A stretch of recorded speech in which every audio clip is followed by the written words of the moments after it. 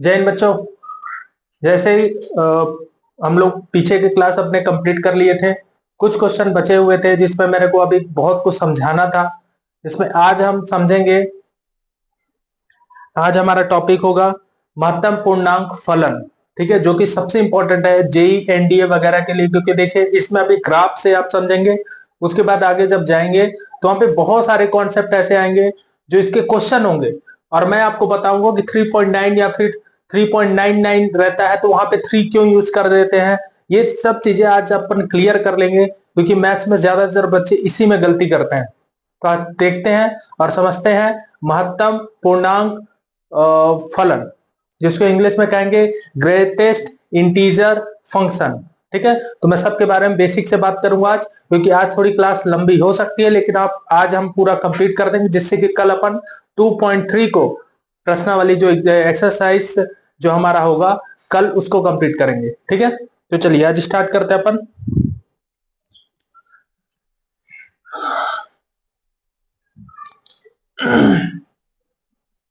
आज है हमको पढ़ना है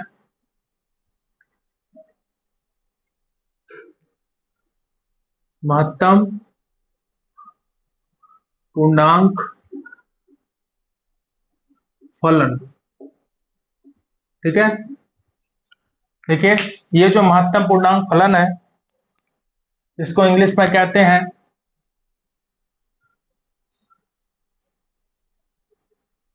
ग्रेटेस्ट इंटीजर फंक्शन। ठीक है, इसको ग्रेटेस्ट इंटीजर फंक्शन कहते हैं। इसका मुख्य क्या चीज है समझ में आती, आप लोगों ने जो अभी नए नए बच्चे हैं 11th क्लास पढ़ रहे हैं, इसको बेसिक से पढ़ी, क्योंकि बहुत इंपॉर्टेंट टॉपिक है ये।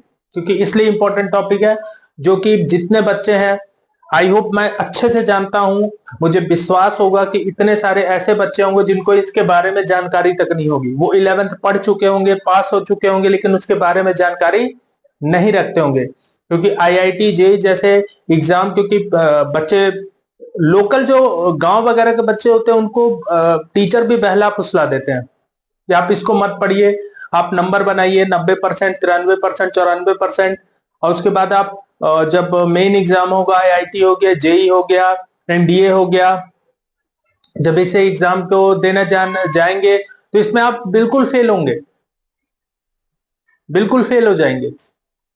तो ऐसे पढ़ाई का तो व्यर्थ समझूंगा ना फिर मैं।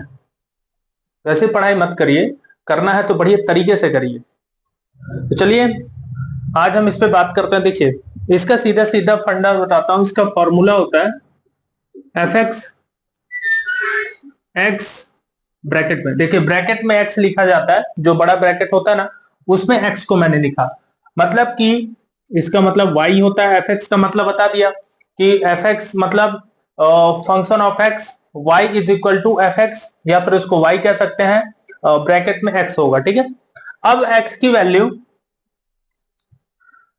वैल्यू मान लीजिए 3.9 है। ठीक है, तो हम 3 लिख देते हैं। x की वैल्यू 3.4 है, उसे हम 3 लिख देते हैं। मैं इसी के रूल को बता रहा हूं, इसी के रूल को अब समझेंगे, बाद में समझेंगे, धीरे धीरे समझिए, अभी देखते जाइए। 2.4 लिखा है तो मैंने यहां क्या लिखा, 2 लिख दिया। मतलब दशमलव पॉइंट में नहीं लिखना है आपको। देखिए पहली बार तो आपको r देगा, रियल नंबर में आपके 1 होता है, 2 होता है, 3.9 भी होता है, 4.5 भी होता है, -4.5 भी होता है, 6.5 भी होता है, -6.5 भी होता है। मतलब सभी संख्याएं रियल नंबर में होती हैं। ठीक, इसमें कोई डाउट नहीं है, रियल नंबर में सभी संख्याएं होती हैं। अब जैसे यहां पे दिया है तो भैया ये भी रियल नंबर है, ये भी रियल नंबर है, तो जो इसका मुझे y निकल रहा है, मैं तो यहां पे x रख रहा हूं। x में मुझे मान लीजिए x दे दिया 3.9, मैं जब इसको यहां पे रख रहा हूं तो मुझे तो 3 निकल के आ रहा है। मैं 3.54 रख रहा हूं, x का मान 3.4 रख रहा हूं, निकल के क्या आ रहा है, 3 निकल के आ रहा है। यहां पे भी देखिए x का मान 2.4 रख रहा हूं यहां पे, तो मेरे क्या निकल के आ रहा है, 2 निकल के आ रहा है। रीजन क्या है? ठीक है, यही रीजन अपन को जानना है, तो समझते जाइए। मान लीजिए मैं यहाँ पे 5 रख रहा हूं, तो निकल के 5 ही आएगा। मतलब दशमलव वाले को छोड़कर अगर सिंगल में है तो सिंगल वाला आएगा। तो इसका एक नियम है, आप बता देता हूं। इसमें आपको यह ध्यान रखना है कि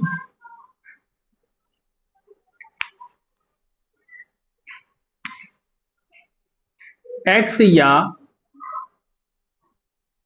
नीचे लिख देता हूं, थोड़ा सा इसका नोट लिख देता हूं यहां पे, ठीक है। x या x से कम महत्तम पूर्णांक फलन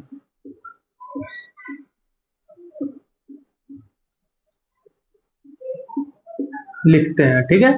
आपको क्या ध्यान रखना है, x को ही लिखेंगे। जैसे मान लीजिए मैंने x की जगह क्या रखा, x बराबर 5 रखा, तो मुझे x ही लिखेंगे या फिर x से कम महत्तम पूर्णांक फलन लिखेंगे, x से कम, ठीक है। तो मैं इसको अर्थ समझाता हूं आपको। जैसे आप ये सब चीजें देख लीजिए, अब इसको 3 क्यों लिखा, इसको 3 क्यों लिखा, इसको 2 क्यों लिखा, 2.4 था तो मैं इसको 3 क्यों नहीं लिख दिया, है ना। बहुत सारे दिमाग पे ऑप्शन आ रहे होंगे। चलिए एक और देखते हैं। माइनस का 3.9 है, ठीक। माइनस का 3.9 है, इसको क्या लिखेंगे, यहां पे या तो x या x से कम, या तो x होगा या तो x से कम। तो यहां पे क्या होगा, माइनस का 4 क्यों होगा। मान लीजिए यहां पे -2.4 है, यहां पे मैं लिखूंगा माइनस का 3 क्यों लिखूंगा। चलिए एक एक करके धीरे धीरे समझते हैं। इसको समझने के लिए सबसे पहले हमको हमारे पास होना चाहिए सारणी रेखा जो होती है ना, जिसपे प्लस इनफाइनाइट से माइनस इनफाइनाइट तक, मतलब पूर्णांक संख्या जिसमें दर्शाते हैं, ठीक है। इसमें क्या करेंगे अपन, ये प्लस माइनस इनफाइनाइट है, यहां पे प्लस इनफाइनाइट है, बीच में 0 होता है, यहां 1 यूज किया, यहां 2 यूज किया, यहां 3 यूज किया, यहां पे -1 -2 माइनस का 3 माइनस का 4 मैंने यूज किया यहाँ पे 4। अब देखिए यहाँ पे, अब यहाँ पे आप इस टॉपिक को अगर आप समझ गए होंगे तो आपके लिए आसान हो जाएगा। देखिए 3.9 है, 3.9 ये क्या है, पॉजिटिव है, प्लस का है, तो 3.9 कहां मिलेगा, प्लस पे, तो 3.9 यहां मिलेगा, ठीक है, यहां पे। तो 3.9 से छोटा क्या है, छोटा तो इधर पूरी संख्या है, इधर वाली, तो सबसे छोटा क्या दिख रहा है, 3, मतलब सबसे छोटे में तो 0 आ जाएगा, लेकिन उससे छोटा कौन है 3.9 से, यहां पे 3.9 होगा, और उससे छोटा क्या होगा 3। तो देखिए यहां पे मैंने 3 यूज किया है, बस ये ध्यान रखना है आपको, 3.9 है ना, यहां पे मिलेगा 3 और 4 के बीच में 3.9 होगा। अब 3.9 में यहां पे लिखा x या x से कम महत्तम, तो x से कम, तो x से कम क्या है, 3 ही होगा, तो उस 3 को लिखना है, यहां पे लिख दिया। 3.4 यहां पे मिलेगा, यहां पे, तो 3.4 से कम क्या है, 3 ही है, तो मैंने यहां 3 लिखा। ये आपको दिमाग पर रखना है। 2.4 आपको यहां मिलेगा,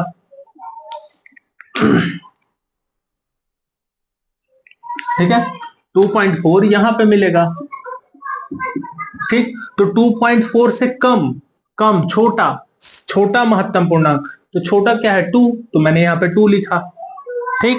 5 का तो नॉर्मल सी बात है, 5 ही होगा, उसका छोटा बड़े से मतलब ही नहीं है, ये पॉइंट तो है ही नहीं इसमें, तो या तो x या फिर x से कम पूर्णांक, तो इसलिए इसका 5 होगा, ठीक। इसका कोई दिक्कत नहीं, 1 है तो 1 होगा, 2 है तो 2 होगा, 4 है तो 4 होगा, 5 है तो 5 होगा, 6 होगा तो 6 होगा, 7 होगा तो 7 होगा। पॉइंट में है तो पॉइंट में ये चेक करना है कि x से कम, x ही या x से कम महत्तम पूर्णांक, मतलब ग्रेटेस्ट इंटीजर फंक्शन का यूज करना है आपको। अब यहां पे आते हैं -3.9, ठीक है, -3.9 यहां पे होगा, -3.9, ठीक। तो आपको पता होगा कि जब भी माइनस की बात आएगी तो आप ये नहीं कहोगे कि ये छोटा होगा, नो, आप उल्टा चलता है, माइनस में उल्टा चलता है, मतलब यहां -2 में -1 में बड़ा कौन है, तो -1 बड़ा है, ठीक है। -3 और -2 में बड़ा कौन है, तो -2 है। तो अब यहाँ पे सबसे छोटा कौन है, -3 और -4 में, तो -4, तो यहाँ पे क्या यूज करेंगे, -4। माइनस में ये होता है जो बड़ा होगा, जैसे ये 3 और 4 में बड़ा कौन है, तो बड़ा ये है, और माइनस लगने की वजह से वो छोटा हो जाएगा, ठीक है। तो ये जो 4 जो बड़ा दिख रहा था वो छोटा होगा, ठीक है, माइनस में। प्लस में तो नॉर्मल सी बात है, बड़ा होगा।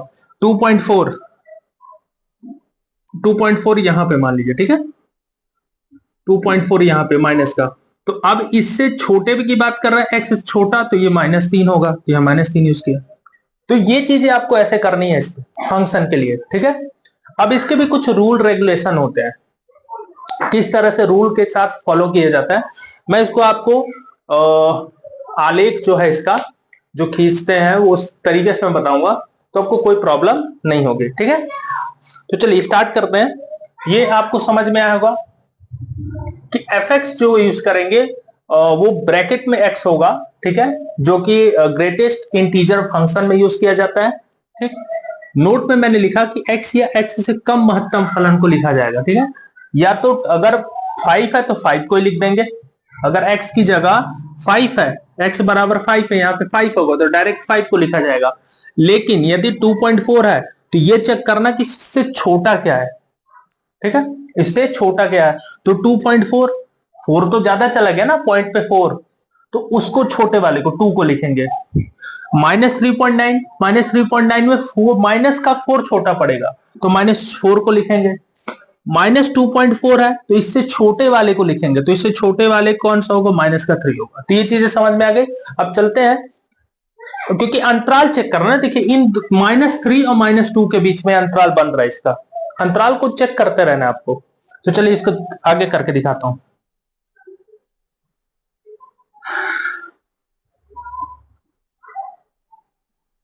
इसके आगे वाले में समझते हैं, देखिए अपन y के कुछ वैल्यू ले लेते हैं, ठीक है। क्योंकि देखिए आप ब्रैकेट जो fx ब्रैकेट x जो लिखा हुआ था उसमें जो मान रखेंगे वो y की वैल्यू निकलती है, ठीक है। तो अपन क्या करते हैं, fx x, ठीक है, अगर अपन यहां पे, ये तो y होता है, ठीक है, अगर y बराबर मैं यहां पे -2 रखता हूं, ठीक है, देखते जाइए, यहां x बराबर -2 रखता हूं, तो यहां पे क्या होगा, -2 आएगा, और हमारे पास पॉइंट क्या मिलेगा, -2 ही मिलेगा। y का मान भी -2 मिलेगा, कोई डाउट है नहीं इसमें।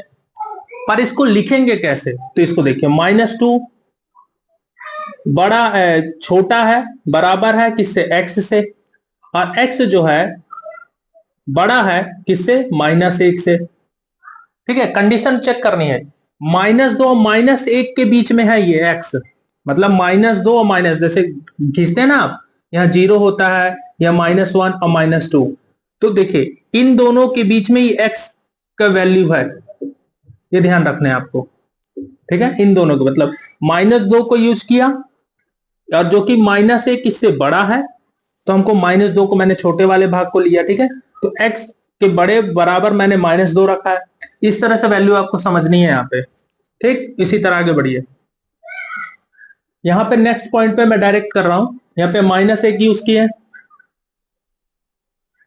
-1 यूज कीजिए, यहाँ पे -1, ठीक है, लेस देन इक्वल x, ठीक है, और यहां पे 0, क्योंकि अब यहां पे 0 बड़ा हो जाएगा, ठीक है, 0 की कंडीशन बड़ी हो जाएगी, -1 तो यहां से छोटा हो गया, ठीक है, क्योंकि आपको पता है 0 और -1 में बड़ा कौन है, 0 ही होगा, नॉर्मल सी बात है। तो -1 और 0 के बीच क्या वैल्यू, -1 और 0 के बीच की वैल्यू की बात हो रही है, ठीक है, यही समझना है।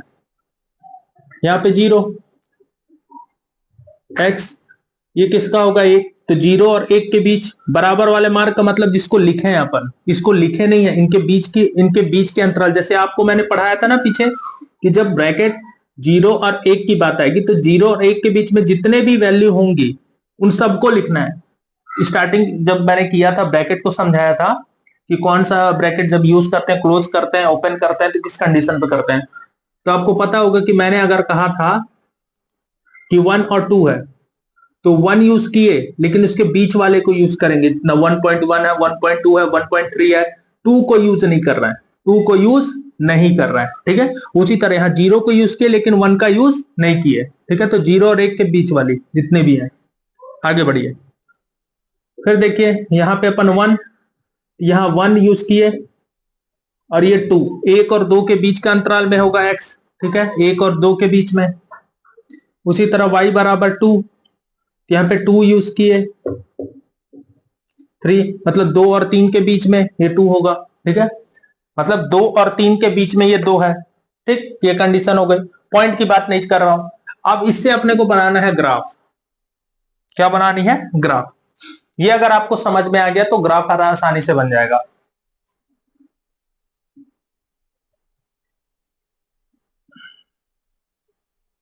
यहां पे 1, यहां 2, यहां 3, यहां 4, ये x का हो गया, x डैश हो गया, -1, -2, -3, -4, -1, -2, -3, -4, ये y डैश हो गया, ये y 1, 2, 3, 4, ये हमने बना दिया, ठीक है।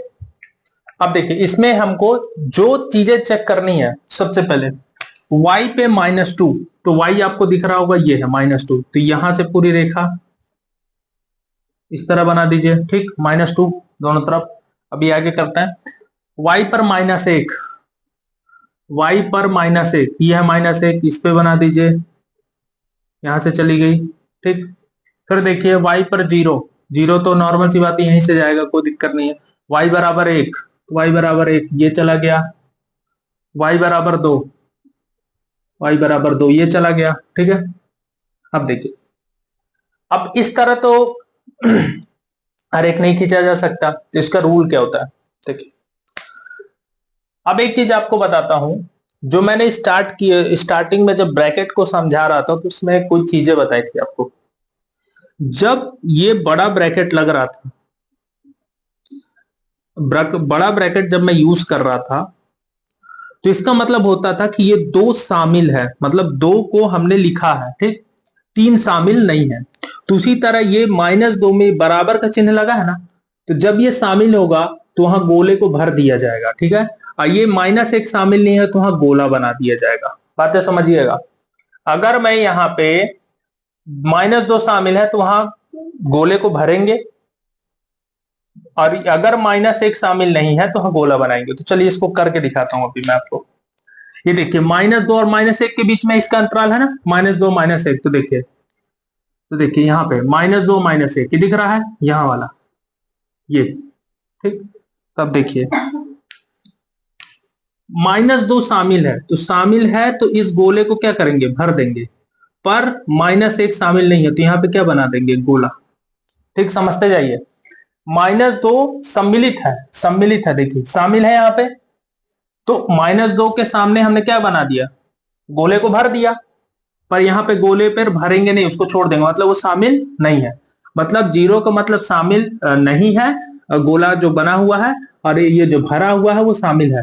इससे समझ जाइएगा, ठीक है। आगे बढ़िए, -1 से 0, -1 से 0 यही है, देख सकते हैं। तो -1 क्या है, शामिल है, तो शामिल वाले में आपको बताया था मैंने, इसको क्या करना है, भर देना है। और ये वाला शामिल नहीं है, यहाँ पे गोला बना दीजिए, ठीक है। देख रहे हैं कैसे हो रहा है, शामिल जो होगा उस पे गोला, जो शामिल नहीं है 0 उसको छोड़ दे, ठीक। आगे बढ़ जाइए, 0 और 1, तो 0 1 आपको ये दिख रहा होगा। तो अब 0 1 की जब बात आएगी तो 0 शामिल है, तो शामिल है तो यहाँ पे डॉट बिंदु, ये शामिल नहीं है तो यहाँ पे गोला, एक शामिल नहीं है। इतनी बातें क्लियर हो गई। अब उसी कलर से भर देते हैं क्योंकि गोले कलर सेम होना चाहिए, ठीक। बाकी ये फालतू हैं, ये सब फालतू लाइनें हैं, इनका कोई यूज नहीं है, ठीक है। इन लाइनों का कोई यूज नहीं है, अभी हम लिख देंगे इसको, ठीक है। अभी हम सही कर देते हैं, देखते जाए ना, ऐसे क्लियर करना है आपको। ठीक, देखिए ये हो गया एक और दो। एक और दो कहाँ है, देखिए एक है और ये दो है, तो इन दोनों के बीच में तो एक शामिल है। अगर एक शामिल है तो यहां पे गोला भरा होगा, लेकिन दो शामिल नहीं है तो ये गोला, ठीक है। ये वाले के लिए y बराबर 1 के लिए, ठीक है। अब दो और तीन ये है अंतराल, ठीक। तो दो शामिल है, तीन शामिल नहीं है, तीन शामिल नहीं है, तो इसको आप गोला बना दीजिए, ठीक है। तो अब आप देख लीजिए, बाकी मिटा दीजिए, बाकी से आपको कोई मतलब नहीं है।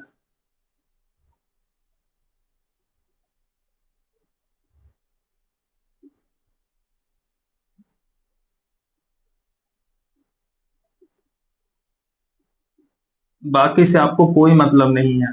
चलिए अब मैं लिख देता हूं क्या था यहाँ पे 1 था, यहाँ पे 2 था, यहाँ पे 1 था, यहाँ पे 2 था, ठीक है। हाँ, ठीक।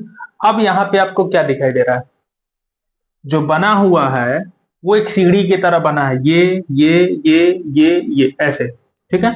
और ये हमने पढ़ा भी था ना कि जो माइनस वाला है, मतलब मॉडुलस फंक्शन में अपने पढ़ा था कि जितने भी माइनस वाले हैं वो इस साइड पे है, इस वाले टाइली पे बन रहे हैं, और ये वाले जो प्लस वाले हैं इस तरफ बन रहा है।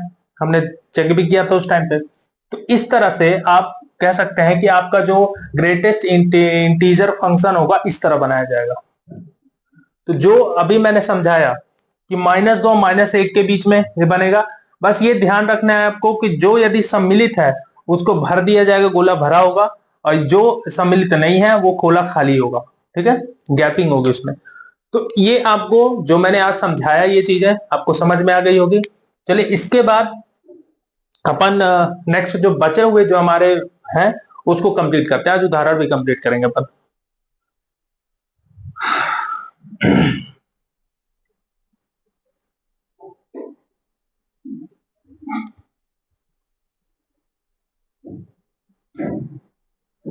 अभी हमारा है,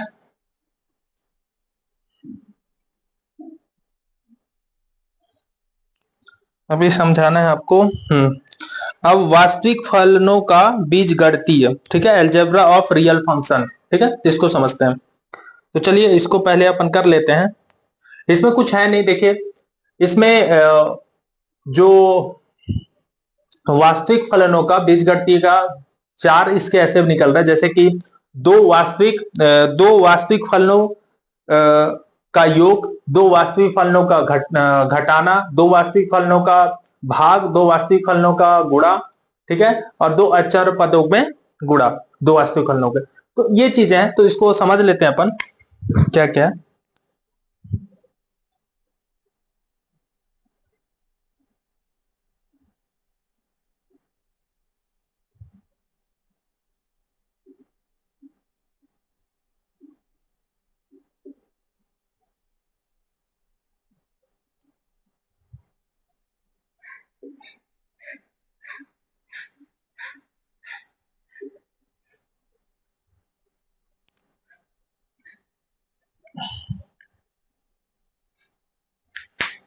इसको इंग्लिश में बोला जाता है, लिख देता हूं,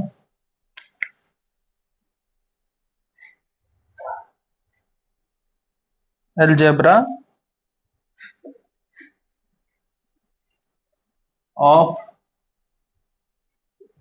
रियल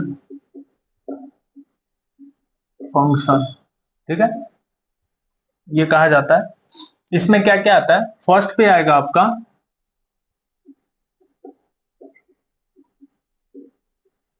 दो वास्तविक फलन फलनों का योग, फर्स्ट। सेकंड पे आएगा दो वास्तविक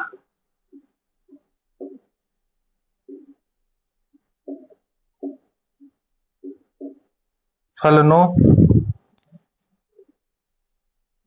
में से दूसरे को घटाना, तीसरा आएगा एक अदिश से गुणा, एक अदिश से गुणा, फोर्थ आएगा दो वास्तविक फलनों का गुणन,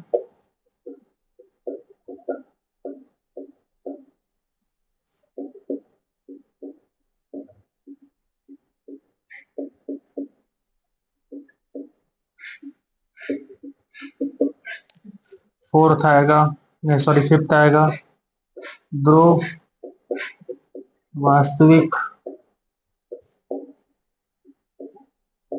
फलनों का भाग। ठीक है, सेम है, मैं मिला भी लिया हूं क्योंकि वैसे ही दिया हुआ है, कोई प्रॉब्लम नहीं है इसमें। जैसे आप पढ़े हैं वैसे ही आपको करना है, भाग घट जोड़ घटाना जैसे आप किए हैं बहुपद वगैरह का, वैसे ही इसको करना है, कोई प्रॉब्लम नहीं है। मैं इसके फॉर्मूले आपको समझा देता हूं, वैसे ही आपको करना है। ठीक है, तो चलिए इसके बारे में अपन जानकारी लेते हैं। सबसे पहले फर्स्ट जो होगा, फर्स्ट में कुछ नहीं, आपके सामने f प्लस जी एक्स होगा, मतलब कि f x plus g x, मतलब f प्लस जी आपके पास दो फंक्शन ऐसे होंगे, x के साथ अगर आप जोड़ते हैं तो दोनों को साथ में करके जोड़ेंगे, मैं इसका भी उदाहरण भी करके आपको बताऊंगा। ठीक है, इसका f प्लस जी, सॉरी माइनस हो गया, माइनस एक्स, यहाँ पर एफ एक्स माइनस जी एक्स ये होगा, इस पे हाँ, इस पे क्या होगा, अल्फा एफ, यहाँ पे एक्स होगा तो इसको अल्फा को बाहर एफ एक्स, ठीक है, जो कांस्टेंट वैल्यू होगी उसको बाहर करके एफ एक्स का गुणा कराएंगे। फिर इसमें देखिए दो वास्तविक फलनों का गुणा, तो आपको एफ इंटू जी होगा और यहाँ एक्स होगा, तो एफ एक्स गुणे एफ जी एक्स, ये ऐसे कराना है। ठीक है, जो जो मैं चीजें लिख रहा हूं, इसका देखिए भाग के लिए जब बोलता है तो f अपॉन जी होगा, तो उसमें क्या करेंगे, एफ एक्स अलग उधर और जी एक्स अलग, जिसमें कि g x not equal to zero, मतलब जी एक्स बराबर जीरो नहीं होना चाहिए। ठीक है, ये तो परिमेय संख्या रैशनल नंबर की तरह है। ठीक है, जो जो मैंने आपको लिख दिया आप देख सकते हैं। अब इसके कुछ उदाहरण करते हैं जिसमें 16 17 है, जब उदाहरण अपन करेंगे तो और भी क्लियर हो जाएगा। ठीक है, तो इसको जोड़ने का रूल होता है और उसी हिसाब से, क्योंकि आपके पास एफ एक्स की वैल्यू दी होगी, जी एक्स की वैल्यू दी होगी, बस आपको एफ प्लस जी एक्स का मान निकालना होगा। ठीक है, आपके पास अगर माइनस निकालना है तो एफ एक्स की वैल्यू दी होगी, जी एक्स की वैल्यू होगी, दोनों को घटाना होगा। यहाँ पे अगर आपके पास कोई एफ एक्स की वैल्यू दी होगी, अल्फा एक दिया होगा, उसमें आपको गुणा कराना होगा। एफ इंटू जी मतलब एफ का जी एक्स कराना है तो उनका दोनों का एफ एक्स दिया होगा, जी एक्स देखो उसका इंटू कराना होगा, मतलब गुणा कराना होगा आपको। एफ अपॉन जी एक्स है तो एफ एक्स और जी एक्स में आपको भाग करना होगा, सिंपल है, कोई दिक्कत इसमें नहीं है। ठीक है, तो इसको देख लीजिए, इसके बाद इसको क्लियर करते हैं।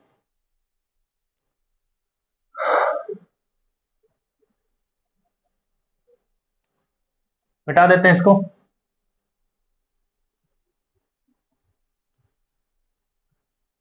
चलिए क्वेश्चन पे आते हैं, इसके उदाहरण नंबर। तो कल अपने को क्लास तो अपन नहीं ले पाए थे,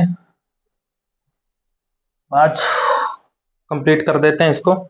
दो क्वेश्चन बचे हैं हमारे, एग्जाम्पल नंबर 16 और एग्जाम्पल नंबर 17। तो एग्जाम्पल नंबर 16 आपको दे रखा है, मान लीजिए एफ एक्स आपको एक्स स्क्वायर दे रखा है। ठीक है, जो दिया है उसको हम लिख लेते हैं। 16 नंबर पे एग्जाम्पल पे एफ एक्स दे रखा है आपको एक्स स्क्वायर और जी एक्स बराबर 2x प्लस 1, तो दो वास्तविक फलन है, तो जी एक्स आपको दे रखा है 2x plus 1।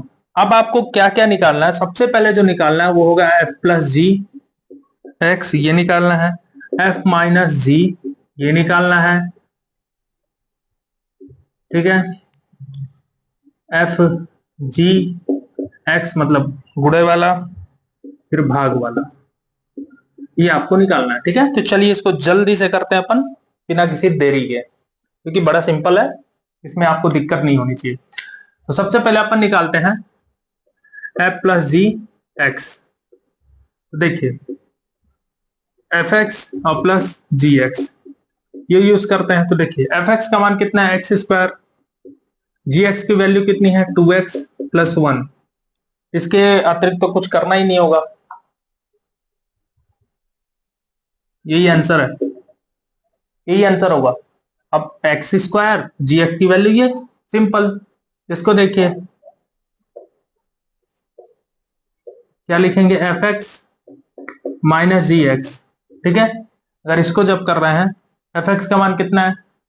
X square minus जी एक्स का मान कितना है? 2x plus 1। X square minus का अंदर गुणा कर देंगे तो माइनस का 2x माइनस का 1। ठीक है, आगे देखिए F into g x, f x into g x. F x की वैल्यू कितनी है? X square into g x की वैल्यू कितनी है? 2x plus 1। अब इसका एक्स स्क्वायर कैसे गुणा कराइए? तो क्या होगा? आपको सीधा सिंपल सा एक्स स्क्वायर का एक्स से करेंगे तो x cube, plus x square का एक्स से करेंगे तो एक्स स्क्वायर। ये हुआ आंसर। ठीक है, ये हुआ आंसर। इसके बाद एफ अपॉन जी एक्स कराते हैं। तो देखिए इसका आपको पता है एफ एक्स अपॉन जी एक्स होता है। ठीक है, एक कंडीशन होती है, एफ एक्स की वैल्यू कितनी है? X square upon 2x plus 1। ठीक है, तो अब जब इसका अपन कराते हैं तो सीधा सिंपल इसकी जो वैल्यू निकाली गई है उसमें तो निकाला नहीं, इतने पे छोड़ दिया है। ठीक है, इतने पे छोड़ दिया तो हम भी इतने पर छोड़ देते हैं। ठीक है, तो ये हमको ऐसे करना है। तो ये हुआ फर्स्ट 16 नंबर का, इस तरह से करना है। मतलब आपको जो वैल्यू दी होगी बस उसको जोड़ना होगा। ठीक है, जो बहुपद आपने किया होगा 10th वगैरह में, इसमें माइनस करना है। तो आपको पता है माइनस करने का रूल कैसे करते हैं? गुणा कराना है तो आपको पता है कि कोई भी चर अचर राशि का गुणा कैसे कराया जाता है, ये आपको पता है, तो आप करा सकते हैं। एफ अपॉन जी एक्स, इसको भाग देना है तो भाग तो दिया नहीं, इसलिए तो सिंपल रख दिया है। ठीक है, ये हो गया। अब आते हैं 17 नंबर, लास्ट क्वेश्चन, देख लीजिए इसको।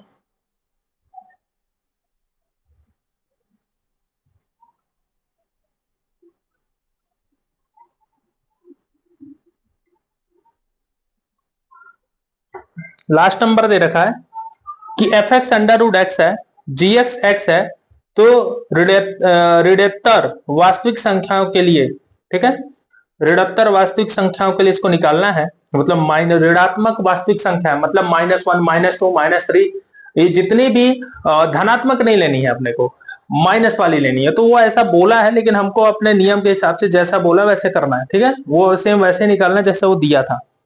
तो अपन लिखते हैं, क्वेश्चन लिख लेते हैं। 17 नंबर दे रखा है, एफ एक्स की वैल्यू दे रखा है रूट एक्स, और जी एक्स की वैल्यू दे रखा है एक्स।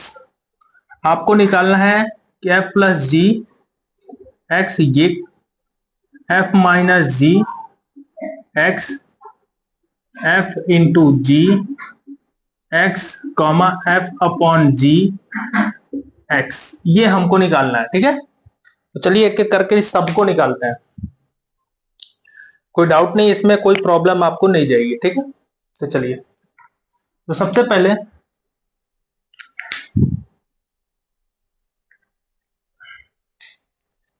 निकालते हैं अपन एफ प्लस जी एक्स। ठीक है, तो इसको क्या लिखते हैं? F x plus g x. तो एफ एक्स क्या है आपके पास? Root x. जी एक्स क्या है? एक्स। यही तो आपका आंसर है, कुछ करना ही नहीं इसमें। अगला होगा एफ माइनस जी एक्स, क्या होगा? एफ एक्स माइनस जी एक्स सबको लिख लीजिए। एफ एक्स का मान कितना है आपके पास, अंडर रूट एक्स, माइनस जी एक्स का मान कितना है एक्स। तो ये आपका आंसर हुआ एक। फिर देखिए f into g x बराबर क्या होगा, f x into g x. F x की वैल्यू कितनी है आपकी, root x into x, x की पावर 1/2, इसको क्या लिखते हैं 1, दोनों को जोड़ेंगे तो 3/2 हो जाएगा। ठीक है, इस तरह एफ अपॉन जी, इसको निकालिए, ई की आंसर हो गया। ठीक, इसको लिखते हैं एफ एक्स अपॉन जी एक्स। ठीक है, एफ एक्स की वैल्यू कितनी है, रूट एक्स, इसकी वैल्यू कितनी है एक्स, ये हुआ आंसर। ठीक है, तो जो आज मैंने ये समझाया आपको पूरी तरह समझ में आ गया होगा, क्योंकि बड़ा सिंपल है, कोई कठिन नहीं है जो आपको दिक्कत जा रही होगी। गर्मी ज्यादा बढ़ गई है। देखिए, तो जो चीजें आज मैंने समझाया वो आपको आई होप समझ में आ गया होगा। ठीक है, तो आज की जो क्लास रही, आज मैंने पूरे कंप्लीट करा दिए, जो भी जितने चीजें थी, जितने भी हमने फंक्शन समझाए थे। और हो सकता है कल अगर थोड़ा रिवीजन की बात आएगी तो हम पीछे के जितने भी चीजें रिवीजन कर लेंगे, उसके बाद आगे क्लास करेंगे 2.3 और एक्सरसाइज के क्वेश्चन अपने को कंप्लीट करना है। ठीक है, इसी के साथ आज की क्लास कंप्लीट करते हैं अपनी। ठीक है, चैनल को लाइक करिएगा, सब्सक्राइब करिएगा, ज्यादा से ज्यादा लोगों को शेयर करिएगा कि ये ज्यादातर के वीडियोज आए, बच्चे पढ़ सकें और उन तक बातें पहुंच सकें। ठीक है, और आपके जो कमेंट करेंगे उसका जवाब भी आपको मिलते रहेंगे। ठीक है, इसी के साथ जय।